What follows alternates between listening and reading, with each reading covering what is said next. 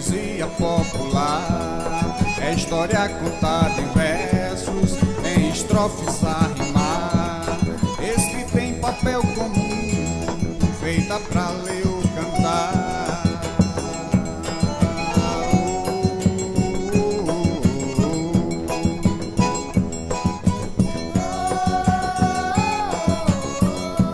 A capa é estilogravura, trabalho de artesão, que esculpe em madeira um desenho com punção, preparando a matriz pra fazer reprodução.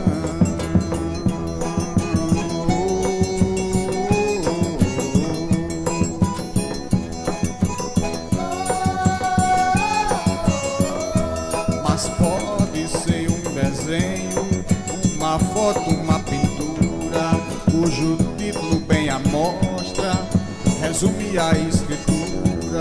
É uma bela tradição que exprime nossa cultura.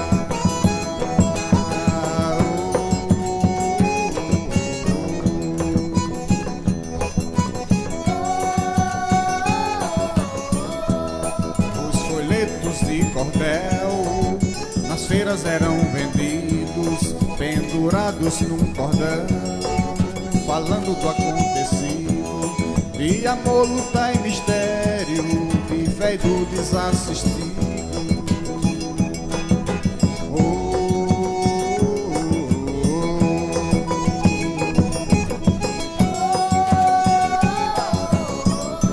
A minha literatura de cordel é reflexão sobre a questão social e orienta o cidadão a valorizar a cultura e também a educação.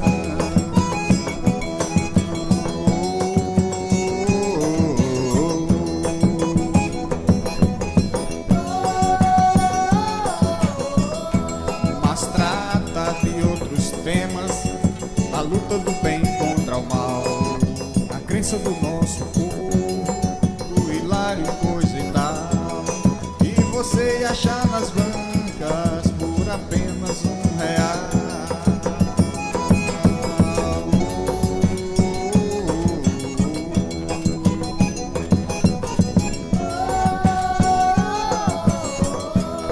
O cordel é uma expressão, autêntica poesia do povo da minha terra, que luta pra que um dia acabe a fome e a miséria, haja paz e harmonia.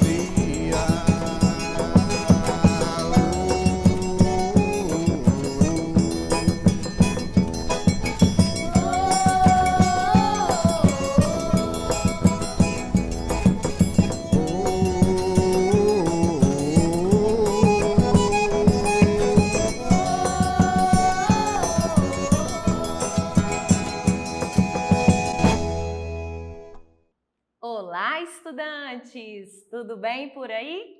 Eu espero que sim. Eu sou a professora Juliana e vocês já perceberam o clima da nossa aula, não é mesmo? Sentiram aí? São as rimas da literatura de cordel. Sim, no vídeo nós percebemos que se trata de cordel. Essa manifestação aí literária que é tradicional da cultura popular brasileira, mais precisamente do interior nordestino. Sim, os autores chamados cordelistas, eles recitam esses versos de forma melodiosa e cadenciada, acompanhado sempre de quê? De uma viola, como também fazem aí leituras, declamações, de forma muito empolgada, né, animada, para atrair aí os olhos dos compradores. Bem, já falamos algumas coisas, mas precisamos nos organizar e entender que é preciso fazer o quê? Uma definição para a palavra cordel, não é mesmo? Pois é, então vamos lá, entender o que significa a palavra cordel. Cordel são folhetos contendo poemas populares e são expostos para venda pendurados em cordas. Isso, por isso o nome, cordéis. Eles ficam presos, muitas vezes até em grampo. Isso aí é chamado de literatura de cordel, que são poemas, escritos dessa forma assim, rimada, e tem ilustrações também. Bem, agora que falamos um pouco aí dessa definição do cordel, falaremos também da origem do cordel. A literatura do cordel, ela veio para o Brasil com os portugueses. Isso, criado lá no Nordeste brasileiro. Essa cultura do cordel, que ainda hoje é tradicional, por ser chamada, né, de literatura, ela tem uma característica muito local, assim, fortalece muito também o folclore, o imaginário regional. Além, claro, de incentivar a leitura, né? Hoje, o cordel ele é reconhecido como patrimônio cultural material, tendo até mesmo uma Academia Brasileira de Literatura de Cordel. Pois é, graças à impressão, né, em grande quantidade, o cordel ele se popularizou por imprimir em papel as histórias que são rimadas aí pelos repentistas, né? E que adoram improvisar essas rimas nas ruas, em qualquer local. Bem, falamos aí então um pouco dessa origem do cordel. Agora vamos falar um pouquinho de algumas situações que precisam ser reconhecidas aí. Isso. Por exemplo, ó, o cordel, ele apresenta as imagens, isso. E a imagem, ela é chamada de xilogravura, isso. E o que é a xilogravura? São essas gravuras feitas em madeiras. Elas ilustram aí todas essas páginas do cordel, sim. Em geral, a xilogravura, ela é utilizada como a madeira, que é a matriz e que possibilita aí, então, essa reprodução da imagem que é gravada no papel. E pode ser também ser feita com um suporte adequado. É um processo muito parecido com um carimbo, isso. E é uma técnica muito antiga, né, de origem chinesa, e os artesãos utilizavam muito esse pedaço de madeira para entalhar, para fazer essa cópia aí e ter esse desenho, essa ilustração. Então, repetindo, o que é a xilogravura? Significa que é a gravura na madeira e muito utilizada aí nas páginas do cordel. Pronto, falamos agora um pouquinho de xilogravura, vamos modificar e falar também que a literatura de cordel ela é muito reconhecida, isso mesmo. Nós falamos que ela é reconhecida e que ela é uma poesia o quê? Popular, pois ela é escrita em versos e conta histórias simples, retratando muitas vezes o quê? O cotidiano, sim. E aí entra também a questão do folclore brasileiro, que também é um tipo de manifestação, né? E trabalha essa parte aí da oralidade, tem presença de elementos da cultura brasileira. A principal função social do cordel é informar, mas ao mesmo tempo o que ele faz? Diverte os leitores, justamente por causa dessa rima, né? Dessa musicalidade aí. A sua forma mais habitual de apresentação são os folhetos, pequenos livros mesmo, com capas de xilogravura, que são essas imagens. E aí eles ficam pendurados em barbantes ou cordas, né? E o nome é justamente que se deu o nome de cordel, por ser esses livretos bem pequenos aí e que ficam pendurados. E as características, então? Vamos falar um pouco aí mais dessa escrita, né? Como que envolve aí, então? A literatura do cordel, ela possui uma estrutura de estrofe, sim, que pode ter até de 6, 8 ou 10 versos. Mas destaca mesmo aí é a questão da oralidade, é uma linguagem muito informal, muito simples, né? E traz muita tradição regional, ou seja, trata daqueles costumes locais, né? Que são fortalecidos lá nas identidades mesmo de cada região lá. E que é muito oposto à literatura tradicional, né? Porque se trata de algo que é da região, né? E traz também essa linguagem que coloquial, né? É a linguagem oral mesmo e bem informal. E aí faz a grande diferença, né, dos textos que são tradicionais, né, da literatura que é tradicional. E o que mais a gente pode falar, né, que além dos versos, além das rimas, apresenta métrica também, né? E são as rimas que são responsáveis pela musicalidade, né? É que tanto nos chama a atenção essa musicalidade aí, né? Que ao ouvir a gente já consegue relacionar o que é o cordel. Então é uma cultura popular brasileira, né? Que traz esses temas diversos aí, tanto do folclore como religiosos também, muitas vezes não religiosos, né? Traz um pouco também de humor, de ironia, até de sarcasmo, né? Muitas vezes também tem essa presença aí, que é um pouco mais pejorativo mesmo. E a literatura do cordel, ela é considerada um gênero que incorpora uma linguagem de temas populares mesmo, temas do dia a dia, né? E traz essas, muitas vezes, algumas queixas, algumas denúncias, né? Essa manifestação, ela recorre a outros meios de divulgação, né? Em alguns casos, os próprios autores, eles são divulgadores dos seus poemas, né? No Brasil, por exemplo, o cordel ele é encontrado lá no Nordeste, principalmente nos estados, né, de Pernambuco, Paraíba, Rio Grande do Norte, até Ceará. Mas costumava ser vendido nas feiras, isso, né? Locais bem informais mesmo. E os próprios autores que vendiam a sua literatura ali. Hoje também pode ser encontrado, claro, em outros estados, né? Como Rio, Minas, até São Paulo. E muitas vezes não mais só em feiras, né? Não só mais em feiras, mas também em casas, né? Em livrarias, casas de cultura e outras mais.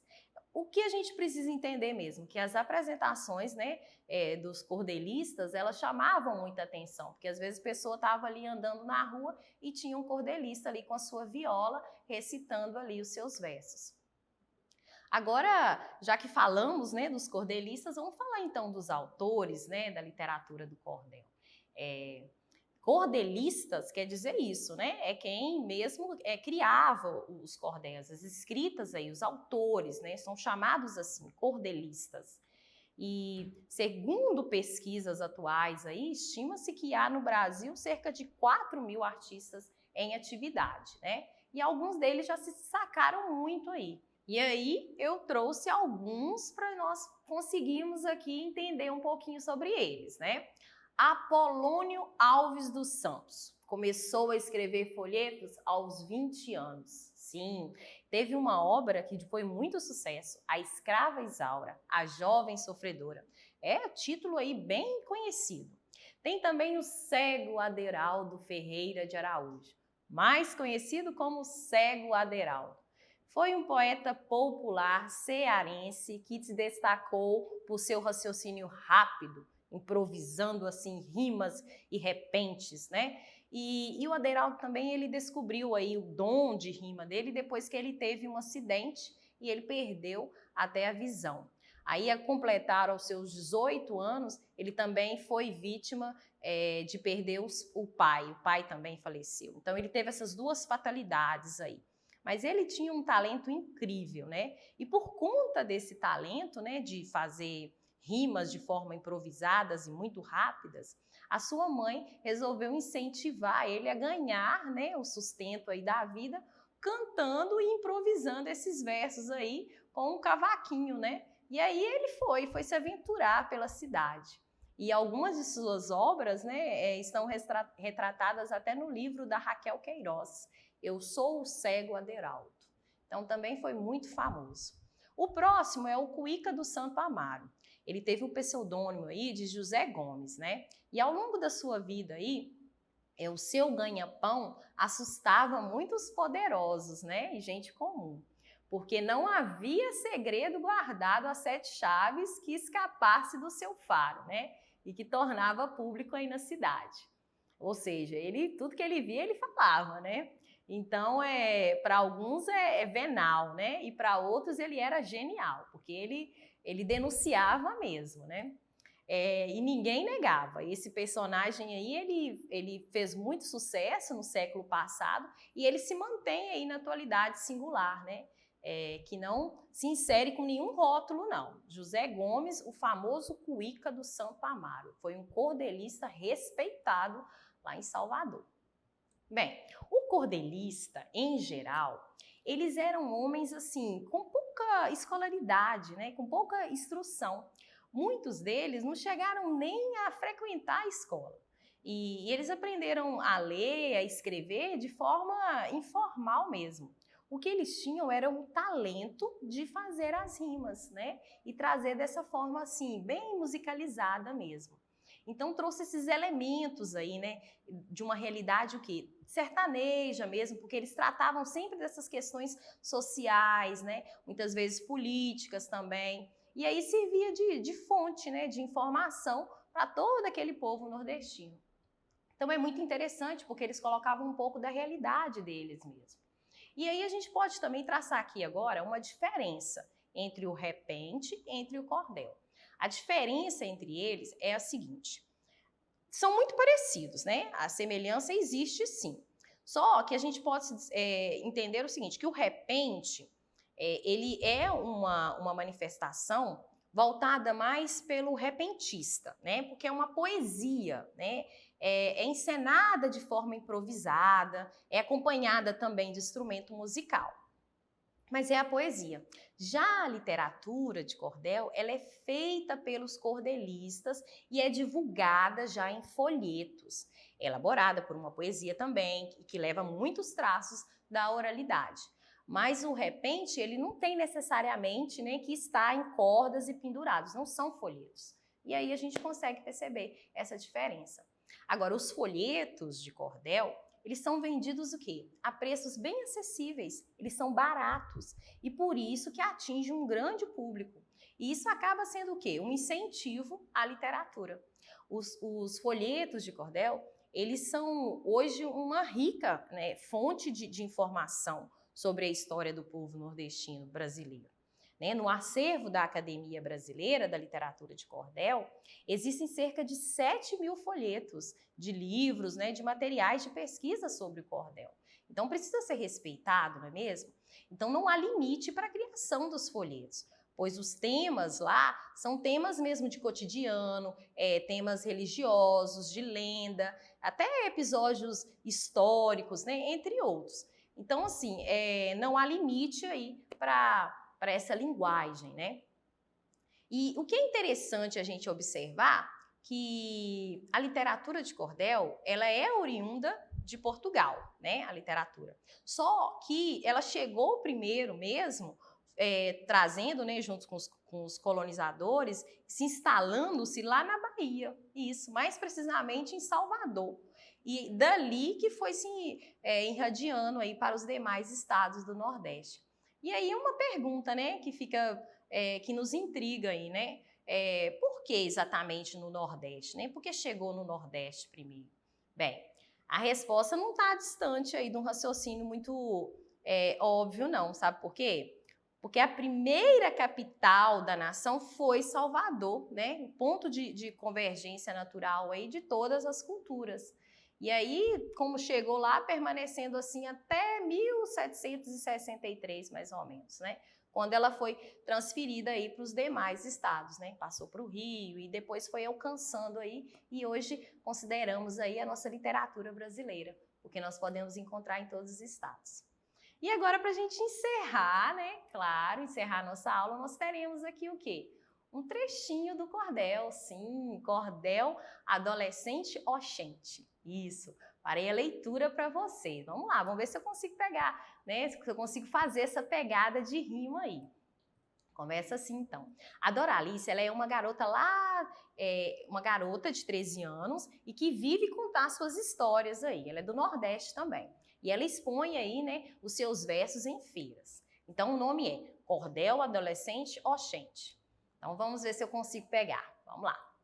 Sou mocinha nordestina, meu nome é Doralice, tenho 13 anos de idade, conto e reconto o que disse, pois me chamo Doralice, sou quem vende meu cordel, nas feiras lindas de longe, onde a poesia esconde nas sombras do meu chapéu. Eu falo tudo rimado, no adoçado da palavra, no Nordeste feiticeiro, no meu jeito brasileiro. Aqui vi, dize e digo que escrevo muito livro que penduro no cordel, tudo faço acontecido e eu coloco no papel.